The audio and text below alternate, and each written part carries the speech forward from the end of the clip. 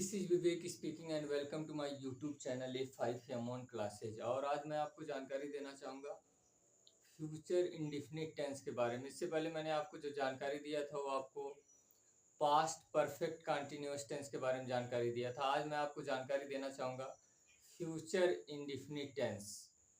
और इसमें सबसे पहले मैं आपको जानकारी देना चाहूँगा कि जो इसका इंट्रोडक्शन होता है, इसका जो पहचान होती है वो क्या होती है।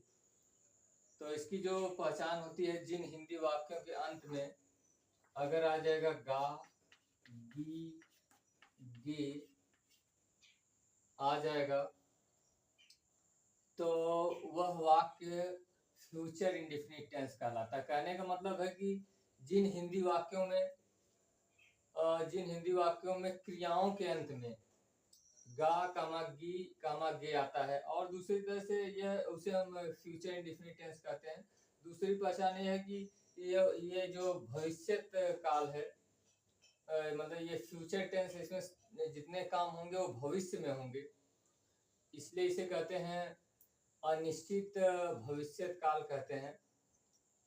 और इसके बारे में आपको जो जानकारी देना चाहूँगा, इसके बाद इसमें अफर्मेटिव या जो पॉजिटिव सेंटेंस होता है उसका ट्रांसलेशन करने का रूल क्या होता है उसके बारे में जानकारी देना चाहूँगा। जैसे यहाँ हो गया अफर्मेटिव सेंटेंस,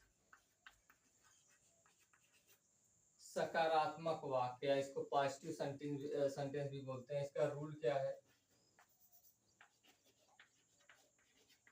सबसे पहले कर्ता मतलब subject plus will oblique shell plus क्रिया फर्स्ट मतलब क्रिया का फर्स्ट फॉर्म प्लस कर्म प्लस अन्य शब्द। ये देखिए, मतलब सब्जेक्ट, उसके बाद will oblique shell plus verb first form plus उसके बाद ऑब्जेक्ट प्लस अदर वर्ड का प्रयोग करेंगे। फॉर एग्जांपल इसके बारे में आपको जानकारी देना चाहूंगा। फॉर एग्जांपल जैसे इसमें हो गया, मान लीजिए पहला ट्रांसलेशन वह, हाँ ये मेन इसमें चीजें हैं आपको मैं बताना चाहूंगा। जैसे अगर आई और वी, मतलब कहने का मतलब है मैं और हम, अगर आएगा तो उसके साथ शैल का प्रयोग करेंगे, और जितनी भी है इसके अंदर, इसके बाद जितने भी कर्ता आएंगे उनके साथ हम विल का प्रयोग करेंगे। और अगर वाक्य में अवश्य आ जाता है या कोई बाध्यता अगर प्रकट होती है तो हम जहाँ आई वी के साथ जो शैल का प्रयोग करते हैं उसके साथ हम विल का प्रयोग करेंगे, और अन्य कर्ताओं के साथ हम शैल का प्रयोग करेंगे। जैसे फॉर एग्जांपल्स में इसके बारे में आपको जानकारी देना चाहूंगा। जैसे मान लीजिए हो गया ही एग्जांपल्स में आपको मैं जानकारी देना चाहूंगा। एग्जांपल्स, पहला मान लीजिए मैं कल स्कूल और उसके बाद जाऊंगा। मान लीजिए ट्रांसलेशन हो गया। देखिए इसकी जो पहचान हो गई, अंत में गा आ गया, जाऊंगा। मैं कल स्कूल जाऊंगा तो यहाँ सबसे पहले करता है आप लगाएंगे आई, आई के साथ शैल, आई शैल गो टू स्कूल, और यहाँ कल की बात है तो यहाँ आने वाले कल के लिए टुमारो का प्रयोग करेंगे। ये मैं कल स्कूल जाऊंगा, I shall go to school, school tomorrow. और इसी तरह और ट्रांसलेशन में ले लेता हूँ। जैसे मान लीजिए हो गया कि हम अपना, ट्रांसलेशन नंबर 2, हम अपना काम पूरा करेंगे। मान लीजिए ट्रांसलेशन आ गया, हम अपना काम पूरा करेंगे। तो यहाँ देखिए हम आ गया, मतलब वी आ गया, वी के साथ हम शैल का प्रयोग करेंगे, वी शैल, और उसके बाद कंप्लीट, और वी के साथ अपने का अंग्रेजी लग जाएगी आवर, उसके बाद work, we shall complete our work. और एग्जाम्पल इसके अलावा और मैं ले लेता हूँ, मान लीजिए वे कल मुझे वहाँ बुलाएंगे। मान लीजिए ट्रांसलेशन हो गया। तो आई और वी के साथ केवल सेल का प्रयोग करेंगे, इसके अलावा जितने भी कर्ता आएंगे उसके साथ हम विल का प्रयोग करेंगे। तो यहाँ हो जाएगा दे, और उसके बाद हो जाएगा विल, कॉल मीन्स होता है बुलाना, कॉल मी देयर। उसके बाद यहाँ कल की अंग्रेजी आप आने वाला कल, इसलिए टुमारो का प्रयोग करेंगे। एक एग्जांपल और मैं ले लेता हूँ, मान लीजिए आ गया मोहित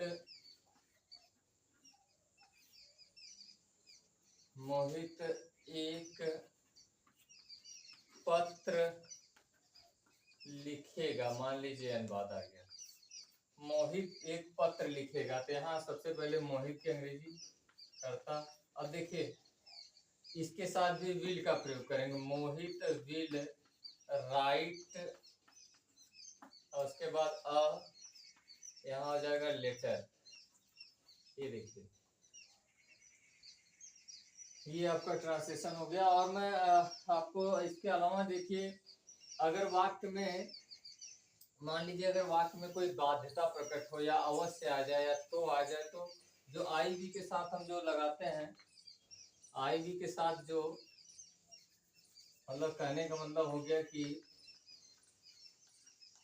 बाध्यता माने जो वाले वाक्य, माने जो दबाव देकर बात कही जाएगी या उसमें अवश्य प्रकट होगा, उस वाले वाक्यों में देखिए यही चीजें, जो आई वी के साथ जो सेल लगता है उसके साथ विल लगने लगेगा, और जिसके साथ विल लगता है उसके साथ आपका सेल लगना शुरू हो जाएगा। देखिए जैसे मान लीजिए यहाँ हो गया, मैं और एग्जांपल इसमें ले लेता हूँ। मान लीजिए कि मैं अवश्य अंग्रेजी, और उसके बाद मान लीजिए आ गया कि सीखूंगा, मैं अवश्य अंग्रेजी सीखूंगा, मैं अवश्य अंग्रेजी सीखूंगा मान लीजिए आ गया। तो इसका मतलब आई यहाँ विल लगाएंगे। देखिए आई विल के साथ वैसे सेल का प्रयोग होता है, लेकिन अवश्य आ गया इसलिए आई के साथ हम विल का प्रयोग, आई विल, और उसके बाद लर्न इंग्लिश। ये देखिए आई विल लर्न इंग्लिश। मान लीजिए और एक ट्रांसलेशन ले लेता हूँ, हम वाला, हम आ गया, हम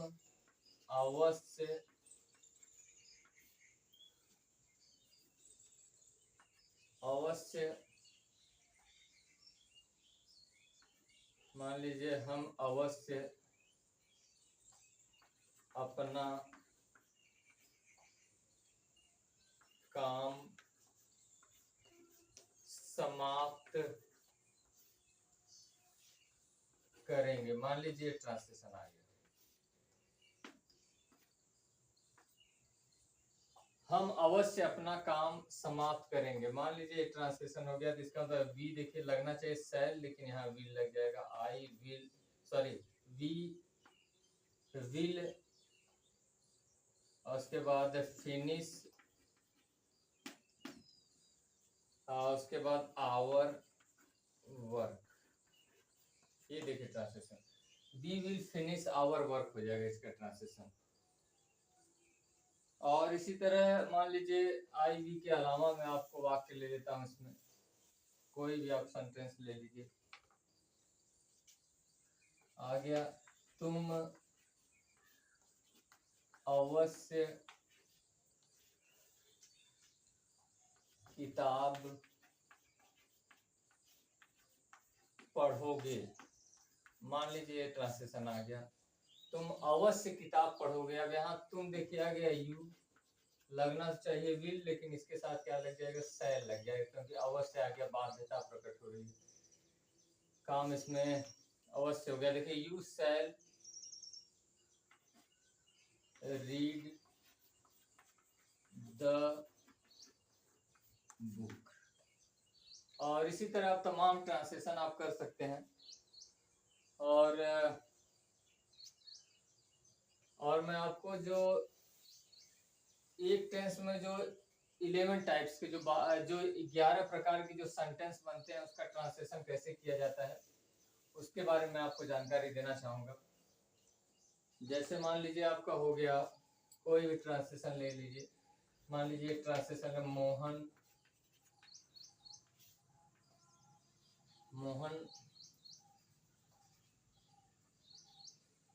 मुझे एक संदेश, मान लीजिए आ गया भेजेगा। ये ट्रांसलेशन को मैं बेस मान के बता रहा हूँ। मोहन मुझे एक संदेश भेजेगा।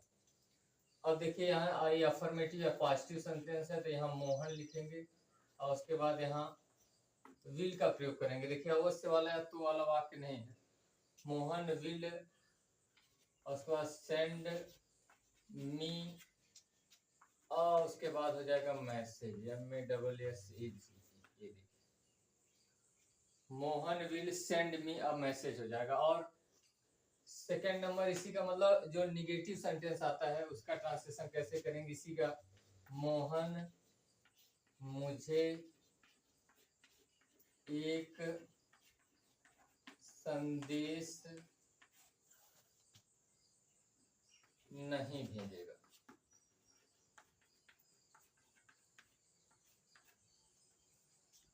अब इसका मतलब सबसे पहले मोहन की अंग्रेजी मोहन विल, माने विल या सेल के बाद नॉट लगाते हैं। यहाँ विल है तो विल के बाद लगाएंगे। Mohan will not send me a message.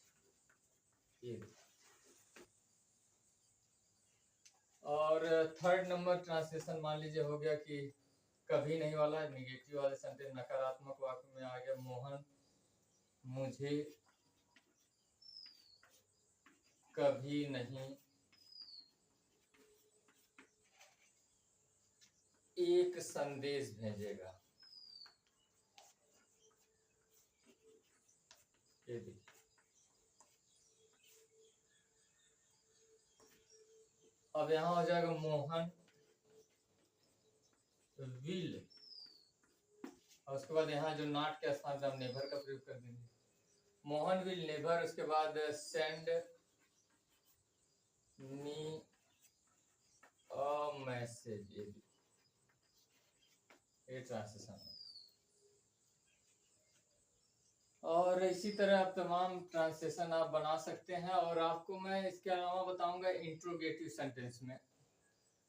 इसके अलावा मैं इंट्रोगेटिव सेंटेंस में जो नंबर 1 जो आता है, पहला वाला जब आता है वाक्य में सबसे पहले जब क्या आता है, क्या लगा के प्रश्न करते हैं तो उसका ट्रांसलेशन क्या करते हैं इंट्रोगेटिव सेंटेंस में। अब मैं इसी में आपको बता देता हूँ। जैसे क्या हो गया कि क्या मोहन मुझे एक संदेश भेजेगा। अब यही देखिए सबसे पहले आप विल लगा लीजिए, मैंने विल को सबसे पहले निकाल लीजिए। विल उसके बाद Mohan send me a message प्रश्नवाचक चिन्ह लगा दीजिए। अब इसी का मान लीजिए इंट्रोगेटिव एंड निगेटिव हो जाएगा तो वही सबसे पहले यहाँ से आप निकालने के बाद मतलब कर्ता के बाद मैंने सहायक क्रिया निकालने के बाद हेल्पिंग वर्ब निकालने के बाद कर्ता के बाद आप नॉट लगा दीजिए। इससे क्या हो जाएगा, क्या मोहन मुझे एक संदेश नहीं भेजेगा तो हो जाएगा will Mohan not send me a message हो जाएगा, प्रश्नवाचक चिन्ह लगाइए। अगर मान लीजिए दूसरे टाइप में इसमें आता है जब प्रश्नवाचक शब्द क्या, क्यों, कब, कैसे, कहाँ, किसको आदि अगर वाक्य बीच में आते हैं तो उसका ट्रांसलेशन कैसे किया जाता है। तो सबसे पहले उसकी अंग्रेजी लिखिए। सपोज दैट मान लीजिए इसी के ट्रांसलेशन मैं आपको बताता हूँ। मोहन मुझे क्यों एक संदेश भेजेगा, क्यों, आज, कब, कैसे, कुछ भी लगा के आप करिए। जैसे मान लीजिए मैं मोहन मुझे क्यों एक संदेश भेजेगा तो यहाँ आप सबसे पहले क्या करेंगे, वाई मैंने प्रश्नवाचक वाई विल और उसके बाद मोहन की अंग्रेजी लिखेंगे मोहन, उसके बाद सेंड मी अ मैसेज मैंने हो जाएगा वाई विल और उसके बाद Mohan send me a message प्रश्नवाचक चिन्ह लगा लीजिए। और इसी का अगर आ जाएगा मान लीजिए सपोज दैट आ जाएगा कि मोहन मुझे क्यों एक संदेश नहीं भेजेगा, मतलब इंट्रोगेटिव नेगेटिव सेंटेंस आ जाएगा, मतलब प्रश्नवाचक और नकारात्मक वाक्य आ जाएगा, तो कर्ता के बाद नॉट लगा दीजिए। जैसे why will Mohan not, why will Mohan not, और उसके बाद सेंड मी अ मैसेज, ये हो जाएगा ट्रांसलेशन। और इसी का मान लीजिए आपका कौन सी वाला आ जाएगा, थोड़ा सा इसको कौन सी वाला देखिएगा। मोहन मुझे कौन सा या किसका, जो भी आ जाए आप कौन सी कितना कितनी। मोहन मुझे कौन सा संदेश, ये देखिए भेजेगा, अगर आ गया ये ट्रांसलेशन, मोहन मुझे कौन सा संदेश भेजेगा। अब यहाँ देखिए कौन सा के साथ आप जानते हैं कौन सी कितना कितनी आता है, तो उसके साथ संज्ञा उसकी नाउन भी लिखते हैं। कहने में लग रहा कौन सा संदेश, इसका मतलब विच, और उसके बाद ये देखिए मैसेज हो जाएगा, और उसके बाद विल, फिर उसके बाद Mohan send me, which message will Mohan send me, Mohan मुझे कौन सा संदेश भेजेगा। इसी तरह अगर आ जाए मोहन मुझे कौन सा संदेश नहीं भेजेगा, तो यहाँ आप कर्ता के बाद नॉट लगा दीजिए। Which message will Mohan not send me. और एक जो लास्ट वाला होता है, एक लास्ट वाला और ट्रांसलेशन होता है जिसमें आपका कौन या किसने लगा प्रश्न करने पर उत्तर होता है, जो आपका 10 और 11 नंबर होता है। उसके बारे में आपको जानकारी देना चाहूंगा। जैसे मान लीजिएगा कौन मुझे एक संदेश भेजेगा, मान लीजिए ट्रांसलेशन हो गया, कौन मुझे एक संदेश भेजेगा। तो इसका मतलब सबसे पहले आप क्या कौन के अंग्रेजी हु लिखिए। ये आपका डिपेंड होता है कि आप देखिए यहाँ पता तो है नहीं कि इसमें वाक्य में करता है, इसलिए विल या शैल में से कोई लगा सकते हैं। हु, उसके बाद विल, मान लीजिए मैं विल का प्रयोग कर देता हूँ, हु विल, और उसके बाद सेंड मी, और उसके बाद अ मैसेज हो जाएगा। ये देखिए ट्रांसलेशन हो जाएगा, Who will send me a message, कौन मुझे एक संदेश भेजेगा। मान लीजिए इसी का इंट्रोगेटिव या निगेटिव सेंटेंस आ जाए, तो आप विल या शैल के बाद नॉट का प्रयोग कर दीजिएगा। मान लीजिए आ जाए कौन मुझे एक संदेश नहीं भेजेगा, Who will not send me a message हो जाएगा, ये इसका ट्रांसलेशन हो जाएगा। और मुझे आशा है कि आपको पास्ट इंडेफिनिट टेंस के बारे में पूरी जानकारी मिली होगी। And thanks for watching.